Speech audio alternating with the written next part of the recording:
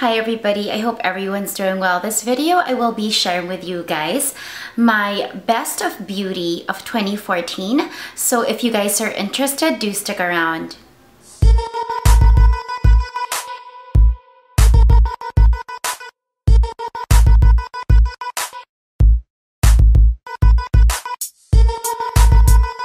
I can't believe we have finally come to this video once again, and there are only a few more days left till 2014 finally comes to a close, and I am very grateful for a lot of the things that have happened in 2014, but I am honestly ready to begin a new chapter in 2015 and just pursue a lot of the plans that I've had in mind for quite a while now. So that being said, I have found a window, luckily, to put together all the products which to me really stood out in the past year. And I really thought this was going to take me much longer, but it was actually fairly quick and easy and painless. And for the first time, I didn't really put a number like a top 10 of 2014. I just kind of went in there, and whether it was going to be 10 to 20 or 20 products, I was not really going to put a number to it. I was just going to grab anything that I felt really stood out for me in the past year. These are products which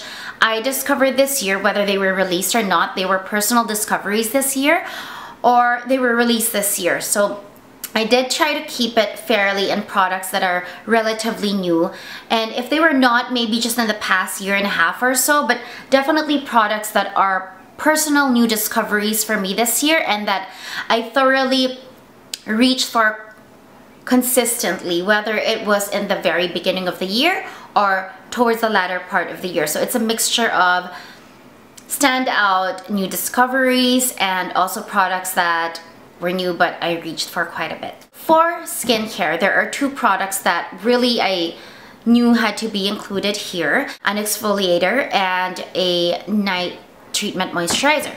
So for the exfoliator, this is by Indeed Labs. This is how it looks. It's called the exfoliator, fairly straight up. It's a facial powdered exfoliator, kind of similar to Dermalogica's microfoliant. But what I like about this is, if you can believe it, this is even much less abrasive and just smoother, but it's still effective, but even finer beads. So the 5 main ingredients of this product is bamboo extract, rice bran powder, which is similar, I think the Dermalogica had oatmeal or rice bran, just to give it that soothing effect. Okinawa red algae hyaluronic acid. It is the first exfoliator that I've come across with hyaluronic acid, and that actually was the selling ingredient for me. And pineapple enzymes. Absolutely love this. Was definitely my physical exfoliator of choice and something that I consistently reached for. The night treatment. This is something that I discovered maybe just in the latter part of the year, around the past 3 or 4 months. But when I did get my hands on it, I literally, at first it was just for testing out purposes, but I literally reached for it on a daily, nightly basis for I think over a month. And even if now I am trying to rotate things up, I still come back to this every now and then. This is by Philosophy. It is their Hope in a Jar Night. Hope in a Jar is a very, very well-established skincare, I believe, moisturizer from Philosophy. This is the night version, and this one is a retexturizing treatment moisturizer, and it is the first retexturizing moisturizer that I've come across, and I'd have to say that I really do see a large difference when this is a moisturizer that I use. And also because, like I said in my previous video when I did do a mini review on this, that I've been having texture issues. I don't really break out so much, but I do because of the amount of products that I put in my skin and the amount of makeup that I wear. I do get some, it's not blemishes, but the texture of my skin can look a bit rough, especially when it's worn product for 12 hours and it doesn't go well with my skin. So I've definitely taken a liking to this one. I think it's honestly very, very effective. Even if it has AHA and glycolic in it. It is not as stingy or as harsh feeling as other moisturizers that have those ingredients, which are really can be harsh. So if you have any texture issues with your skin and you don't break out, definitely give this a try. This is from Dior, and I think this was really, I can't even remember anymore because I have been using this for the longest time, but if I am correct, this was released in the beginning of the year. This was one of the biggest releases of Dior this past year, and I think it was beginning, like the first 2 months they released this. This is the Capture Total Dream Skin from Dior. Global age-defying skincare perfect skin creator. So it's like a primer base balm, similar to those kind of products, but it's a skin perfector. It has skincare benefits to it, so you can skip your moisturizer, and it also acts amazing to diffuse any blemishes, to even out your skin tone, and to serve as a base for your foundation and your entire look. And I will put the link of my full video review of this down below. Definitely something you should watch. Definitely something I reached for daily almost. And this bottle I started reaching for, if not daily, every other day, and it's still going for me. And this is 1 fluid ounce, so I don't know how long this is gonna last me. The bottle doesn't really get to indicate how much is left. That is the only unfortunate thing, but it is still going strong for me, and I think it's already been past 10 months. Another product of the like from Dior. This one unfortunately is only available in the US, and this is the Dio Skin Airflash CC Primer. Packaging looks like, it is like the Airflash Foundation, but this one is a CC primer. It's a radiance boosting, color correcting primer. It basically evens out the skin tone, preps it for makeup, and I think this has hyaluronic acid as well, which is a favorite ingredient of mine, so it also leaves moisture and plumps up the skin. Absolutely gorgeous. I have it on right now as a base. It is amazing if you really want to look flawless, and you can either apply it with a brush or a sponge or just spray it directly on your skin and the face. Set it for a while, maybe just a little less than a minute, and then you can apply your foundation. The only thing about this is I think it works so much better in dry, cooler climates.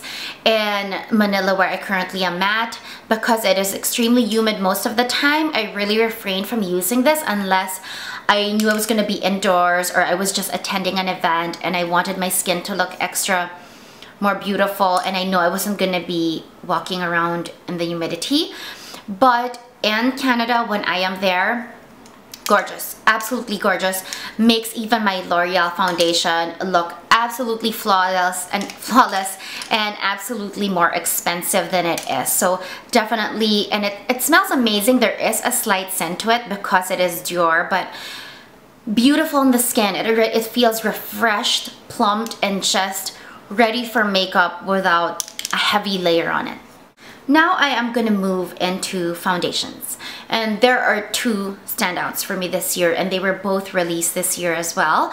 I think this year was definitely the year of skin base or foundations. These were very talked about, so I'm sure it will not come as a surprise, and I have done full reviews on both of these because I am such a foundation aficionado. I think if you have the skin right, you have everything right. Everything just comes fairly easy. The first one is the YSL Fusion Ink Foundation.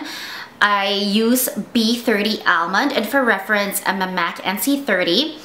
I've done a full review on this as well. I will put the link down below, but in a nutshell, the reason why I like this is in the humid weather, my combination to oily skin, this really just holds up so well. I can use it on its own. I can use it as a base, but even on its own with just like a MAC MSF, it really just, I think they describe this as it has the finish of a powder, the feel of a powder, but the coverage of ink or something like that. But it is featherweight as the description, as they describe it, and it's absolutely true.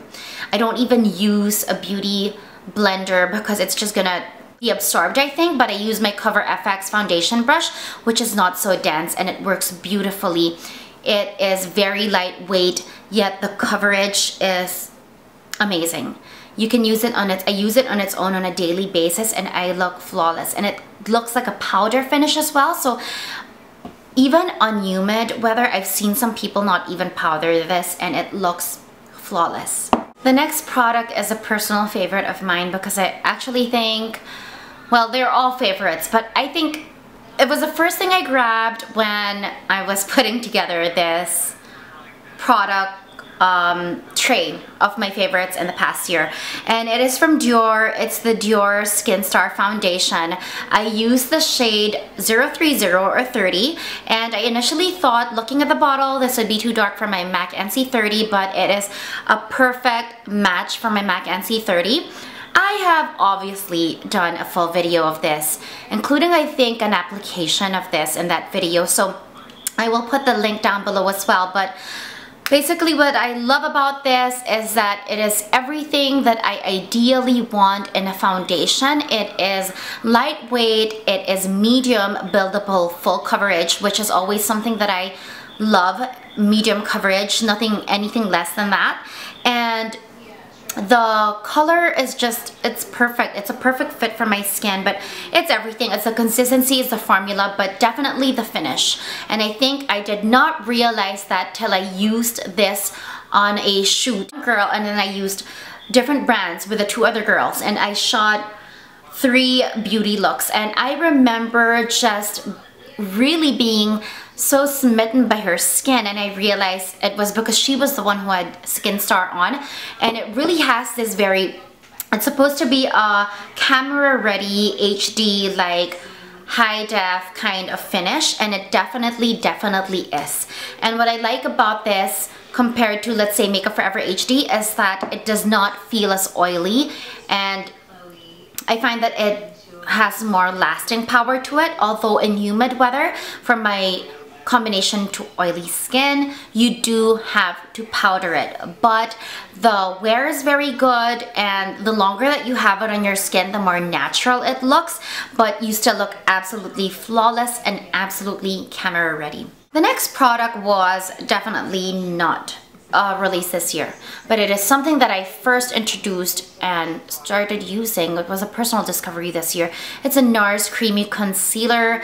This is in medium custard. I absolutely love it because it is very multi-purpose for fixing foundation breakdown, like around my nose where I usually get it because of my combination skin, or to brighten up my under eye.